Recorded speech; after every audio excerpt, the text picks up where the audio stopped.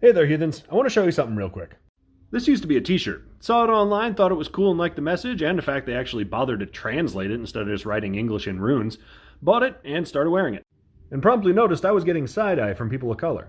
My partner spotted the problem right away. If you weren't looking at me front on, you couldn't read the whole message, and I was just some white guy in a runes t-shirt.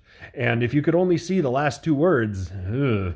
So it's up on my wall now. But it illustrates a problem a lot of us have in how we think about reclaiming our symbols, because it's not as simple as using them while just not being a fascist or white supremacist. Even without any unfortunate design problems, if I wear my Mjolnir out on the street, I am 0% distinguishable from a fascist out wearing his. And because impact is greater than intent, it doesn't matter that that wasn't my intention. I have made any vulnerable people who see me feel unsafe, and that is my fault. And it doesn't even matter if you're doing communitarian, pro-social things while wearing it. Your kindred does a food shelf, or charity drives, or addiction recovery meetings. Congratulations! So does the fucking AFA.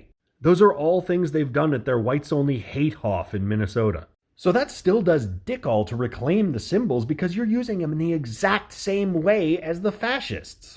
The only way to truly reclaim them in this moment is to directly tie them explicitly to anti-racist and anti-fascist activity.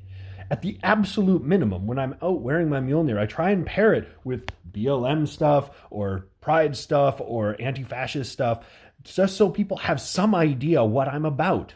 Is it still going to make people cautious about me? Fuck yes! And that's okay. It is on me as a would-be reclaimer to be sensitive about how I'm presenting these things and willing to course correct or just give people space and not get defensive. We do not get to be entitled about how people respond to us when we are trying to reclaim symbols from fascists. So if you wear a Mjolnir or runes or a Valknut, which I wouldn't for several reasons, but that's another video, the core question you have to ask yourself in order to know if you're actually helping to reclaim these symbols is this. Would vulnerable people who do not know you and will never speak with you be certain that you are not a white supremacist or a fascist using those symbols? Not pretty sure, not probably not, certain.